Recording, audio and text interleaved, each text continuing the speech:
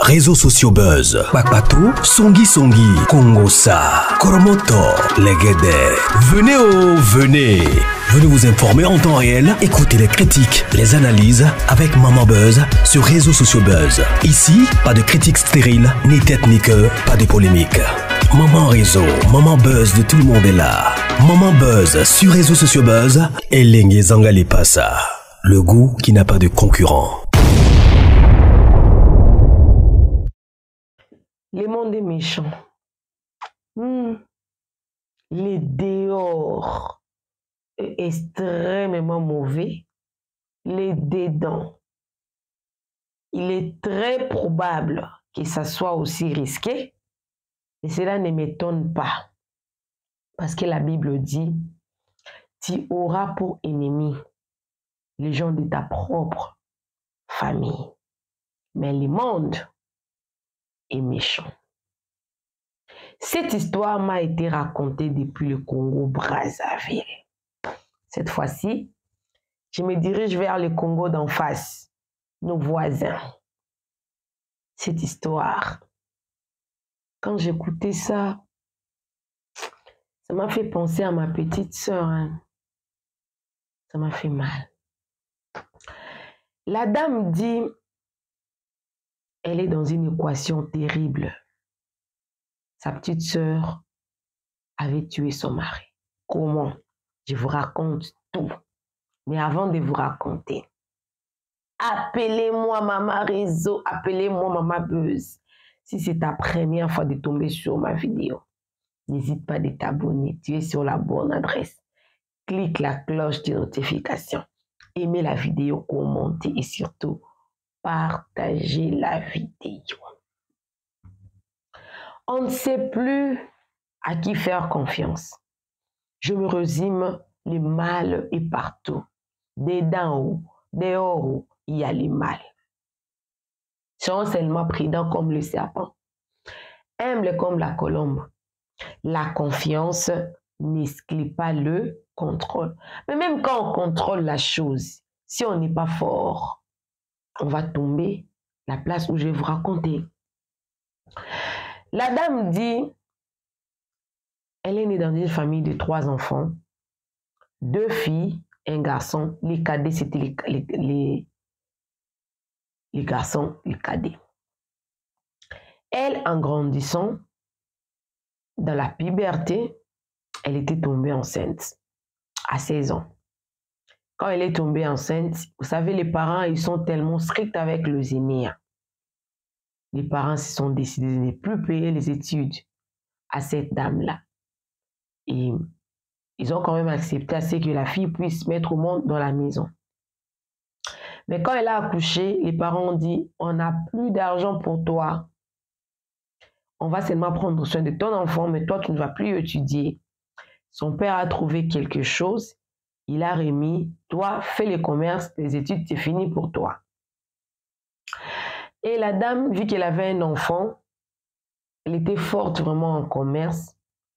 Avec le peu d'argent que son père lui avait remis, elle a commencé à vendre le beignet, des brochettes et tout. Ensuite, elle a ouvert une terrasse et un restaurant. Et avec son fils, elle avait mis au monde un garçon, avec un homme tellement irresponsable que cet homme-là, depuis qu'elle a commencé l'histoire, elle n'a plus mentionné le nom du papa de son enfant-là. Elle n'a même pas parlé de ça. Donc, le monsieur était catégoriquement ou pratiquement irresponsable. Village et tout. Peut-être qu'il avait même fui. Et la dame, en vendant dans son restaurant, dans sa terrasse, là, vous savez, il y a plusieurs personnes qui viennent et tout. Jusqu'à ce qu'un jour, un monsieur, très bien assis, un jeune tonton là, les sugar daddy, la dame dit que le monsieur était plus âgé d'elle de 20 ans. Elle ne m'avait pas donné son âge, mais elle m'avait quand même donné l'âge de ces messieurs-là. Quand le monsieur-là venait la déranger, la draguer, voulait vivre avec elle. Elle me dit avec le monsieur, ils ont fait 8 ans ensemble. Mais ils ont fait 8 ans de mariage. Mais ensemble, ils avaient fait 2 ans. En vivant ensemble, le monsieur avait vraiment apprécié le comportement de la dame, jusqu'à ce qu'un jour, le monsieur a pris le courage de parler à cette femme. Elle a dit que moi, je t'aime, je vais t'épouser. Et je suis mariée, je ne peux pas te cacher. La femme que j'avais épousée, elle a un problème de diabète parce qu'elle est en surpoids. Et tu ne m'as pas aussi donné des enfants. Alors, si toi, si tu ne me donneras pas des enfants, ce ne sera pas grave parce que de toutes les façons, ma femme, je ne vais pas prendre une deuxième femme parce qu'elle ne peut pas me donner d'enfants. Non, c'est parce qu'elle est malade et elle est partie rester en France. Moi, je suis là avec mon travail et tout. Elle m'a accordé quand même de prendre une seconde femme. Et je t'ai trouvé responsable. Tu m'as dit que tu avais un enfant parce que le monsieur là, il prenait en charge d'elle et de son fils. Il a même ajouté la capitale à cette dame-là pour son restaurant et sa terrasse et tout. Et je vais t'épouser légalement, je vais aller chez tes parents, te prendre dans les bras de tes parents. Ah, la fille était contente parce que le monsieur quand même arrivait déjà à prendre soin d'elle et de son fils. Elle était vraiment contente. Elle a accepté et le monsieur l'a épousée. Et il s'est fait que sa petite sœur avait obtenu son bac. Et les parents avaient décidé de l'envoyer en Côte d'Ivoire pour qu'elle aille faire les universités. Arrivée là-bas en Côte d'Ivoire, la fille a vu les Ivoiriens et s'est envolée. Son esprit n'était plus dans les études, elle n'était plus concentrée. Jusqu'à ce que la fille puisse tomber enceinte. Quand elle est tombée enceinte, elle a décidé de revenir. Et ensuite, la grossesse était partie. Et ses parents ont dit, tellement que nous t'avons envoyé là-bas, parce que ta soeur n'a pas réussi à terminer ses études. Mais toi, on t'a envoyé en Côte d'Ivoire. Tu es parti t'aventurer là-bas. Les études également pour toi, c'est fini. Tu te diras, plus jamais. On va seulement envoyer ton frère à l'école, mais pas toi. Tu as déjà ton bac. Et sa grande sœur, les messieurs l'avaient déjà épousée. Il a mis dans des conditions. Je vous rappelle que la grande sœur ne connaît même pas là où la première femme habite. Elle s'est contentée de ce que son mari lui disait. J'ai une femme qui habitait en Europe, elle est malade et tout, elle est partie en soins médicaux, on n'a pas d'enfant. Mais dans la maison de sa première femme, il y avait que sa nièce qui habitait avec lui là-bas. Et lui, comme il avait trouvé la maison pour sa deuxième femme, il vivait beaucoup plus là-bas que dans sa première maison. Il ne venait que là si sa femme venait.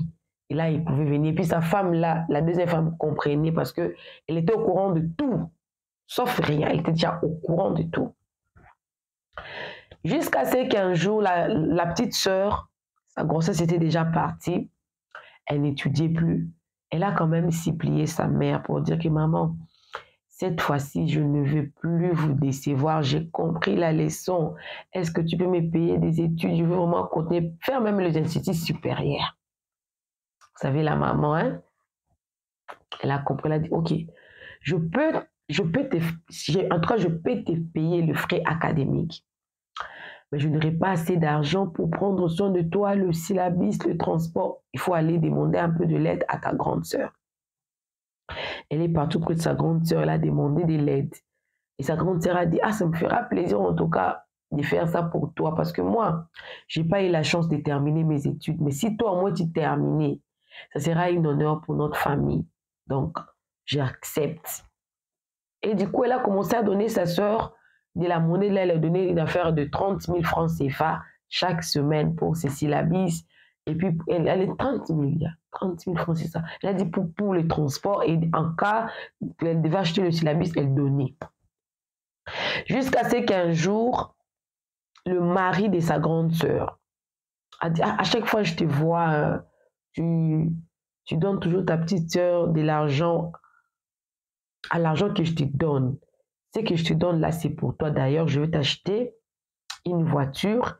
Comme ça, tu pourras mettre cette voiture-là en transport. Et puis, tu vas commencer à bien prendre soin de ta petite sœur. Je ne veux pas que tu prennes l'argent à chaque fois à l'argent que moi je te donne pour ton argent et pour tes besoins. Voilà. Ah, la femme était contente. Elle a fait ça pendant quelques mois encore. Et après quelques mois, le mari dit, ok, il n'y a pas de problème. Cette fois-ci, laisse-moi la charge de ta petite sœur. Je vois que vous êtes une famille bien, donc laisse-moi la charge de ta petite sœur. Ok, il n'y a pas de problème. Le monsieur faisait ça, jusqu'à ce qu'un jour, le monsieur voulait partir à la mission de service à l'étranger. La femme n'avait pas précisé c'était dans quel pays où il était parti. Quand le monsieur est en train de faire le programme avant de partir, en partageant l'argent, ça c'est pour ta mère, ça c'est pour ton frère, et les $1000 ici c'est pour ta sœur. $1000? Ça a tiqué sa grande sœur. $1000 c'est quand même beaucoup d'argent. Oh non, elle a demandé à son mari, non, $1000 c'est quand même beaucoup d'argent. Pourquoi tu as petite sœur $1000 pendant que mes parents et mon frère n'ont pas eu ces montants-là? Le mari répondit que non, il m'avait demandé, il avait des petits besoins à faire, il voulait faire aussi un petit commerce et tout. J'ai jugé que $1000 ça pouvait aller. Sa grande sœur, elle n'était pas vraiment à l'aise dans son esprit. Elle est rentrée auprès de ses parents, elle a donné ce qu'elle avait donné, le monsieur avait donné auprès de sa famille et tout. Et puis, avant de remettre l'argent à sa sœur, elle a parlé avec sa maman, en présence de sa sœur, pour dire que maman, est-ce que c'est normal que ma sœur puisse aller directement auprès de mon mari pour demander quelque chose? Je n'aimerais plus que ça se répète encore. C'est moi la grande sœur, c'est mon mari. Si mon mari arrive quand même à donner ça, c'est à cause de moi. Alors, prochainement, s'il veut demander quelque chose, je préfère qu'elle passe par moi. Peu importe le montant, peu importe le besoin, qu'elle passe par moi. Moi, je pourrais transmettre le message à mon mari comme ça. Moi, je peux jouer les points. En tout cas, je n'ai pas aimé son comportement. Mais comme c'est pour la première fois, en tout cas, ce n'est pas grave. Son argent, c'est ça, c'est $1000. Là, jusque-là, il n'y avait aucun problème. Quand le monsieur est parti à Dubaï, il est resté à Dubaï, et puis il est revenu après. Pendant que le monsieur dormait le même jour que son mari était rentré, l'intuition a fait effet. Elle a pris le téléphone de son mari, elle s'est dirigée seulement, elle a tapé le nom de sa sœur, et où elle a tapé le numéro, elle a vu quel nom était écrit, il est passé directement auprès de messages et tout. Elle a vu le nude que sa petite soeur a envoyé à son mari. Et les messages qui disaient que l'autre fois là c'était bien et tout. Et dans le message, le mari disait que j'étais seulement séduite, mais je regrette parce que j'aime ma femme, que ça ne se répète pas. Dans le message, son mari disait comme ça. Sa grande sœur était tellement brisée dans son fort intérieur. Mais elle s'est dit, je ne peux pas mettre mon mari la pression, je suis déjà deuxième femme. C'est lui qui prend soin de moi, de mon fils, de ma famille. Il m'a d'ailleurs, là-bas dans les terrasses, là je ne travaille plus assez, il y a mes travailleurs là-bas. Je laisse ça comme ça, mais avec ma soeur, je vais aller régler ça. Elle a pris de capture, elle a envoyé dans son téléphone. Le matin, elle a parlé à son mari, j'ai vu des choses que tu as fait avec ma petite soeur, mais je n'ai pas aimé. Je vis ce que tu lui as dit. Par rapport à ça, je te donne le bénéfice du doute. Je te pardonne. Quand elle est partie auprès de sa famille là-bas, elle a montré le message, le nid à ses parents. Auprès de ses parents, elle était vraiment brisée. Hein. Elle a pleuré. Elle m'a dit, j'ai pleuré. Ça m'a fait mal que ma petite soeur sorte avec mon mari. Mais je n'avais pas le choix. J'aimais cet homme-là. Je l'aimais vraiment. Je l'aimais. Ce n'est pas pour rien que j'avais pardonné à mon mari, je l'aimais. Et j'ai interdit ma petite soeur à ne plus venir chez moi. Parce que c'est elle qui est forcée, mon mari, à sortir avec elle. Parce que j'avais vu tout dans le message. Voilà pourquoi j'avais pardonné à mon mari. Parce qu'il regrettait de m'avoir fait du mal. La petite soeur, elle a nié. Elle-même, elle se voyait dans la vidéo, dans la photo, mais elle niait. Et la grande sœur a dit, je ne veux pas que cette histoire se sache dehors, c'est un secret familial. J'aimerais que ça reste entre nous. Finalement, c'était la petite soeur qui partait raconter jusqu'à ce que l'histoire a pris de l'ampleur et tout. Mais la grande soeur a continué à nier, pour dire que non, ce sont des racontages. Mon mari ne ferait jamais ça. Et c'était passé. Et la petite soeur ne venait plus jamais chez sa grande soeur. Elle ne mettait pas les pieds là-bas. Jusqu'à ce qu'un jour, la dame et monsieur étaient sur la table en train de manger. Le téléphone du monsieur a sonné. La nièce qui restait dans la maison de la première femme a appelé le mari de la grande sœur pour dire que viens. Il y a une personne qui est ici qui prétend dire que toi tu avais sa dette, tu n'as pas payé et que tu dois payer sa dette. Et du coup, la grande sœur s'est fâchée. Elle dit que quelqu'un t'appelle pour demander sa dette. Pourquoi tu dois aller seulement là-bas? C'est que c'est une fille que tu avais sûrement passé une nuit avec. Comme toi, tu es partout, tu n'avais pas payé. Le monsieur a juré. Il a dit, je jure que ce n'est pas moi. Je jure vraiment que ce n'est pas moi. Je ne suis pas sortie avec une autre personne. Depuis que j'ai commis l'erreur là de sortir avec ta soeur, je n'ai plus sorti avec une autre personne. Seulement toi et ma femme qui est là-bas quand elle vient. Je ne sors plus avec une autre personne. Je ne vous dis pas. Quand le monsieur est parti, il a trouvé qui là-bas? La petite sœur de la dame là, la deuxième femme. Alors que la deuxième femme là ne connaît même pas l'adresse de la maison de sa première femme, la petite sœur connaît. Elle connaît ça comment? Elle connaît ça comment? Quand le mari est arrivé là-bas, là où sa petite sœur était, dans sa maison, elle a vu que c'est sa petite sœur. Le monsieur a fait attaque. Elle a fait une crise là.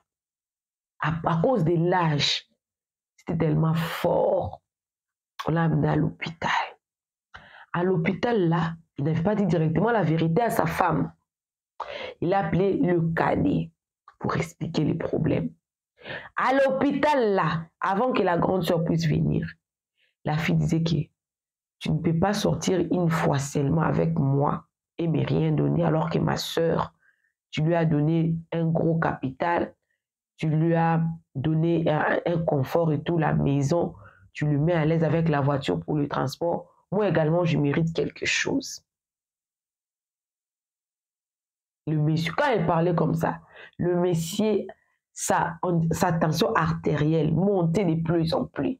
Jusqu'à ce que le médecin m'a demandé, sortez-moi cette dame ici, elle fait beaucoup de bruit. Et la dame était sortie. Le monsieur était resté là, il est entré en coma.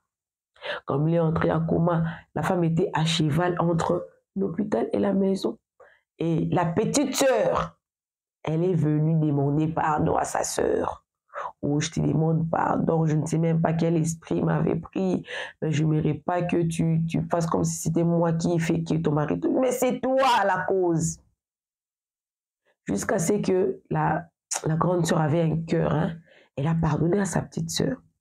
Et par exemple, la grande sœur a pardonné aujourd'hui.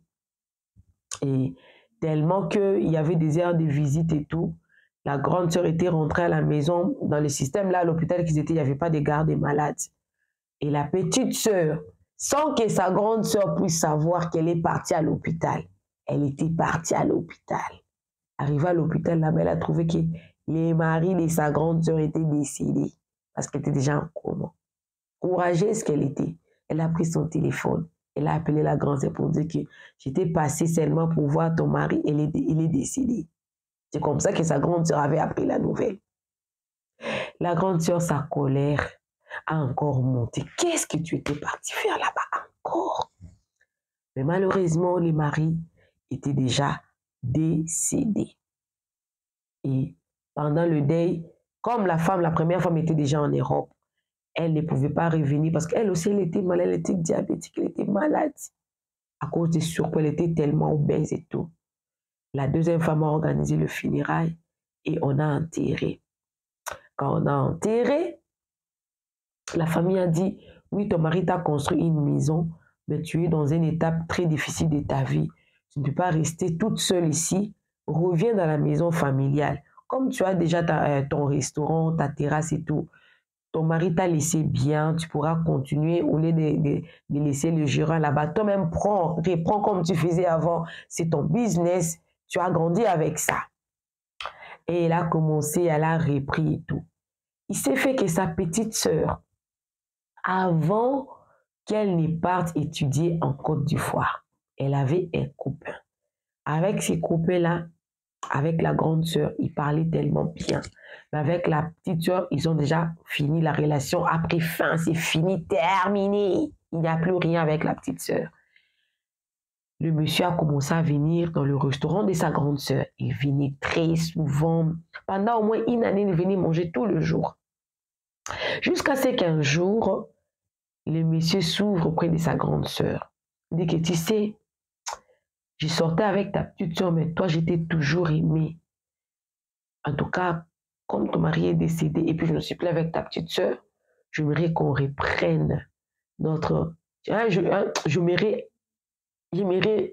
faire une relation avec toi. La grande sœur a refusé et tout. Et elle m'a appelé pour me demander que je demande au maman et au papa Buzz si elle peut accepter la petite sœur, les petites amies de sa petite sœur, son ancien, son ex, si elle peut sortir avec. Sincèrement, je n'avais pas de conseils à lui donner. Si elle ressortait avec l'ex de sa petite sœur dira que sa grande sœur s'est vengée d'elle. Ça sera quoi? Toujours dans les histoires des mélanges. Moi, je lui ai posé la question. Est-ce que tu ne peux pas attendre que tu trouves ton homme qui n'aura rien à voir avec les passés de ta sœur pour te débarrasser d'elle complètement? C'est bien, mais ça ne sera pas propre pour toi, ta personne, même pour tes parents. Oui, la petite sœur avait fait ça à ton mari, mais toi, tu n'es pas obligé de t'engager dans cette relation-là. Et vous, les papas Buzz, les mamas Buzz, elle va lire le commentaire. Ça vient de Brazzaville. Elle va lire le commentaire. Qu'est-ce que vous la conseillez? Qu'est-ce que vous dites par rapport à sa démonte? Écrivez-moi dans les commentaires. Tu veux m'envoyer ton histoire? Écris-moi dans ces numéros. Envoie-moi l'audio ou appelez-moi, je répondrai. Nous allons bien parler. Et n'hésitez pas en tout cas de dire qu'est-ce que vous pensez. Elle vous lira. C'est une équation. C'est une équation. Appelez-moi Maman Réseau. Appelez-moi Maman Buzz. Vous êtes tombé pour la première fois sur ma vidéo. N'hésitez pas de vous abonner. Cliquez la cloche de notification. Aimez la vidéo, commentez, surtout partagez. On se retrouve prochainement dans une nouvelle vidéo. Que Dieu vous bénisse. Bisous, bisous. Bye. Réseaux sociaux Buzz, Bakpatou, Songi, Kongosa, Koromoto, Legede. Venez. Venez vous informer en temps réel, écoutez les critiques, les analyses avec Maman Buzz sur Réseaux sociaux Buzz. Ici, pas de critiques stériles, ni tête ni queue, pas de polémique. Maman Réseau, Maman Buzz de tout le monde est là. Maman Buzz sur Réseaux sociaux Buzz et Lengue Zangali Passa. Le goût qui n'a pas de concurrent.